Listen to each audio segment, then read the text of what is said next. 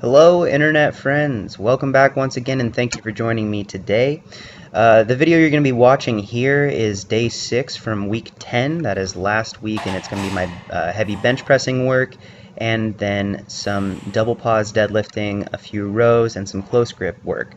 Now, something that happened in this session right here you're going to see is kind of the realization that I did not adequately prepare for this session. And recently I've been doing a lot better about getting ready for my sessions and making sure that I'm doing what I need to in the hours that I'm not training with my mobility work, my recovery work. I roll out frequently. I do a lot of hip-focused mobility work. I do a lot of shoulder-focused mobility work. But on this particular day, I was experiencing a little bit of extra tightness in my elbow from the day before.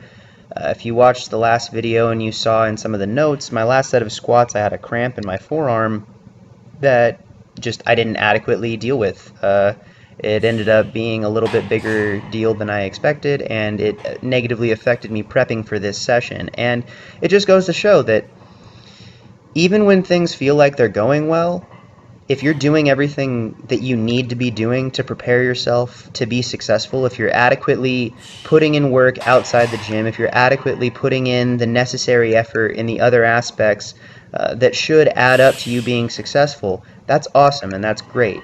And it may lead to things feeling too easy and you wanting to step it up and push the progress a little bit more. I know that I'm constantly fighting back and forth, and one of the best things about having Eric and Hanny coaching me on this is that they can, it's not so much that I need them to push me, it's more that I need them to be able to hold me back from going a little bit too crazy when I am feeling good, because then days like this happen. If I'm feeling great and everything's going well, you start to take that for granted. You start to take your feeling of preparedness for granted, and you lose a little bit of respect for what it is that you're doing, which in the case of powerlifting or something like this, can be potentially hazardous. You're definitely putting a lot of stress on your body. You're definitely putting a lot of fatigue into yourself here. And it's important to remember that a lot of the things that you're doing right, you don't really recognize their importance until you forget to do them. You take for granted these preparations, you take for granted the recovery work and the mobility work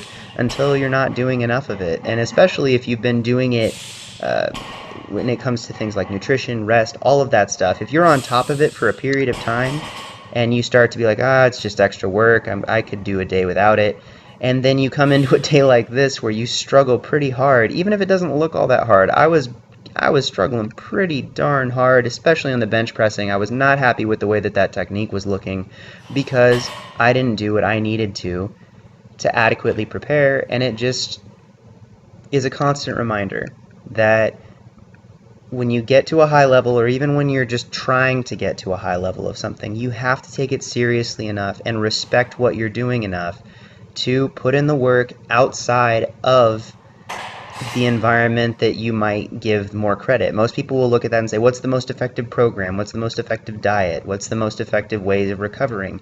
And the real answer is being consistent with all of those areas and putting it all together so that you can actually display the work that you've done in a setting like your training, and then eventually leading up to a meet or some sort of performance environment. But the training itself is supposed to be tough, and the work that you're surrounding it with needs to be adequate to do justice to it. If you care about what you're doing, you owe it to yourself to put in the extra work to make sure that you're putting yourself in the best possible position to grow and continue to improve, because that's eventually what it's going to take regardless. You won't be able to get away with putting in a suboptimal effort or just less than your best once you get to a high level. So just keep that in mind, and I encourage you today and for the rest of the week, I guess, to challenge yourself to put more effort into the other less obvious areas of your improvement, and I think that you will see it drastically improve your ability to progress,